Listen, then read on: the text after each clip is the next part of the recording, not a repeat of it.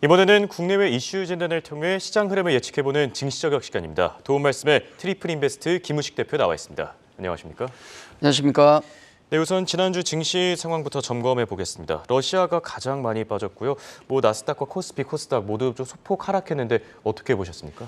네, 지난주에도 또 생각지도 못했던, 생각 약간 했나요? 했는지 모르겠지만은 생각지도 못했던 곳에 또 역습을 당했는데 일본 BOJ 역습의 한 방을 좀 당했고, 그리고 잘 나온 경제 지표에 또 한 방 당하면서 역시 약한 연말 장세를 이어갔다, 그렇게 볼 수 있을 것 같습니다.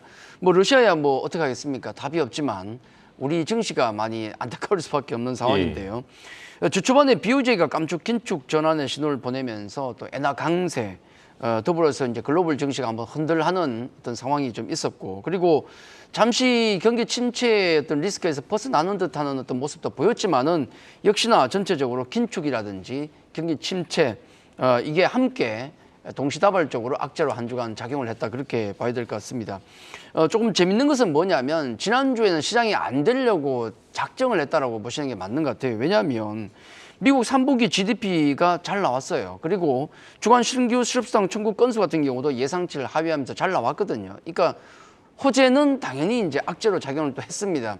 이렇게 경제 지표가 좋은데 괜찮으면 연준의 긴축이 역시 강도 높게 진행될 가능성이 높다, 악재로 작용을 했죠. 반면에 11월 미국 경기 수행 지수 같은 경우가 지금 9개월 연속 내림세를 보이면서 악재로 부각이 됐거든요. 요건 또 그대로 악재로 부각이 돼버렸습니다. 이런 경제 지표가 안 좋게 나오면 연준의 더 긴축이 약해지지 않을까, 그런 위안을 받았었는데 이번에는 안 좋은 건 그대로 안 좋은 것으로 경기 침체의 신호로 받아들이면서 호재는 악재로 받아들이는데 악재는 그대로 또 악재로 받아들이는, 장이 안 되려고 작정하니까 그랬던 것 같습니다. 지난주엔 그런 모습이 좀 있었고, 에너지라든지, 그리고 또 지난주에 나이키가 실적 발표했는데 잘 나왔지 않습니까? 실적이 좋은 어떤 그런 섹터 종목 같은 경우는 나름 상승세를 보였는데, 엔비디아라든지 그 실적 발표가 있었던 마이크론 같은 반도체주들, 경기 민감 섹터가 굉장히 지난주에 애를 많이 먹었고, 테슬라 같은 경우는 무려 마이너스 18% 급락하면서 한 주간 마이너스 18% 급락하면서 공매도 세력들의 거의 먹잇감이 됐다, 그렇게 말씀드립니다. 여기 테슬라 같은 경우는 호재도 사실 있었거든요. 지난주에 트위터 경영에서 손을 떼겠다, 이런 얘기도 있었고, 또 주말 동안에 약 1년 반에서 한 2년간은 향후에 테슬라 주식을 안 팔겠다, 일론 머스크가 그런 얘기까지 했는데 약발이 안 먹혀요.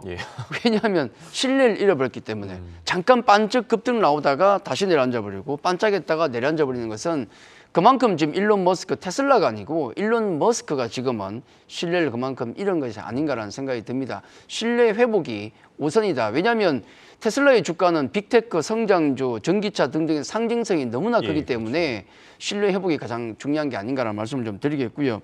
이제 국내 증시를 넘어오면 미증시에 비해서 보면 매주 그래도 우리가 좀 선방을 했었던 게 맞는데, 지난주에는 미증시에 비해서 상대적으로 못했습니다. 상당히 좀 아쉬운 모습을 보였는데, 이유는 하나죠.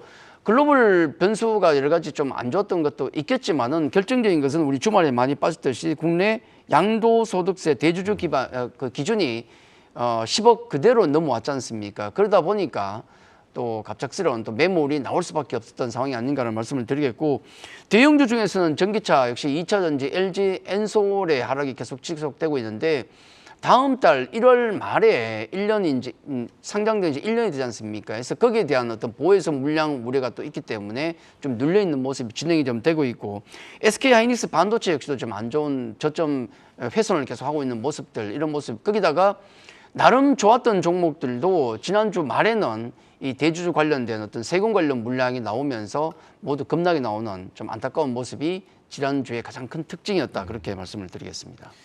네, 지난주 증시 간단하게 짚어봤고요. 이번 주 일정들도 한번 체크해 보겠습니다.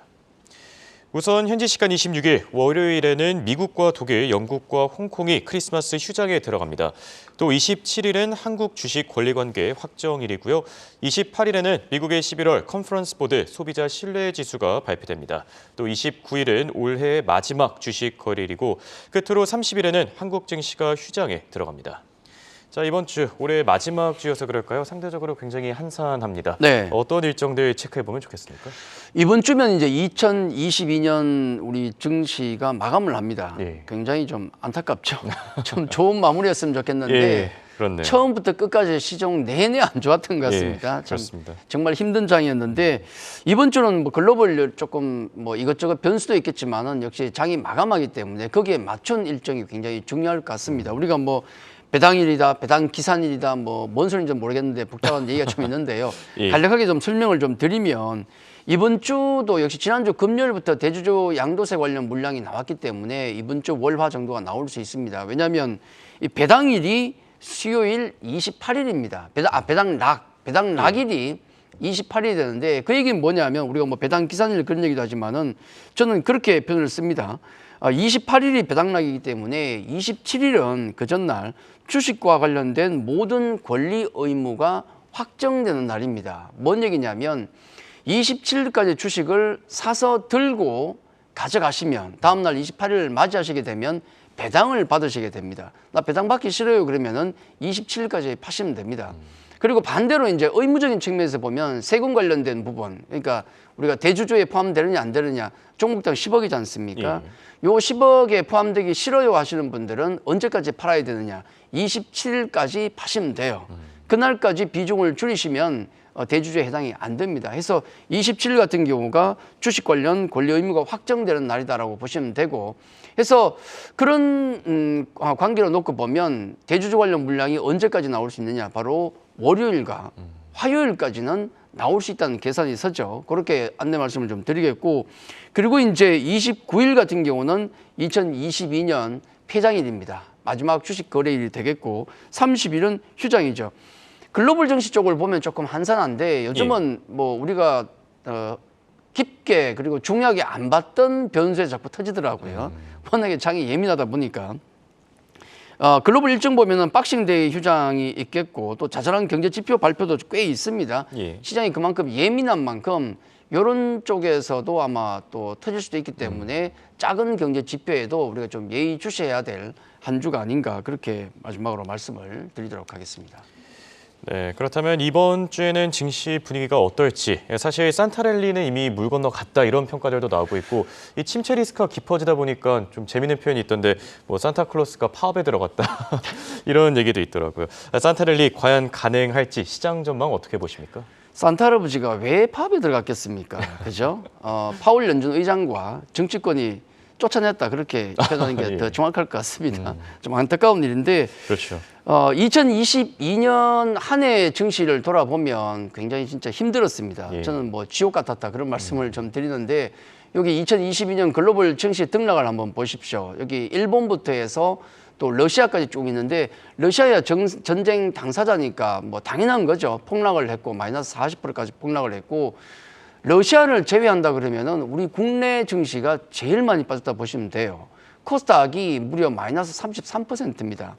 지수가 약 20% 빠지게 되면 어떤 일이 발생하냐면 좀 부실한 종목들은 다 반토막인데 지수가 30% 이상 맞았다는 것은 웬만한 종목들은 다 반토막 났다 생각하시면 돼요. 그 정도로 힘든 과정을 2022년에 거쳤다. 그럴 수밖에 없었던 게 2022년 돌아보시면은 뭐 극심한 인플레이션, 그러다 보니까 또 각국 중앙은행의 강도 높은 긴축 정책, 또 경기 침체의 그림자가 한 해 내내 드리웠고 내년도 이제 그런 얘기 나오지 않겠습니까? 또 러시아 우크라이나 말도 안 되는 2월부터 전면전이 있었고 또 거기다가 중국의 또 코로나 해제 때문에 또 어수선한 분위기입니다. 예. 이런 악재들 중에서 한 개만 있어도 힘든 장입니다. 근데 동시다발적으로 어떻게 한 해에 5개, 6개가 나올 수 있겠습니까? 말도 안 되는. 그러다 보니까 굉장히 힘들었다 그렇게 봐야 되겠고 우리가 그런 관점에서 보면 국내 증시는 더 아쉬웠죠.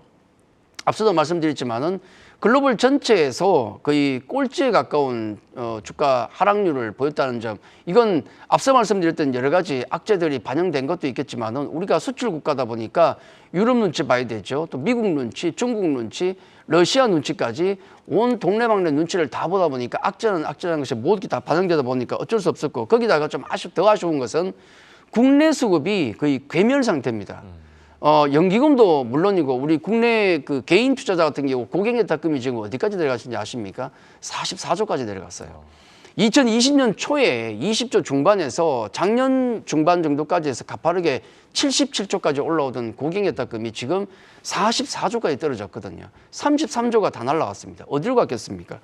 은행으로 갔겠죠? 예금으로 등등 다 빠져나갔는데 예.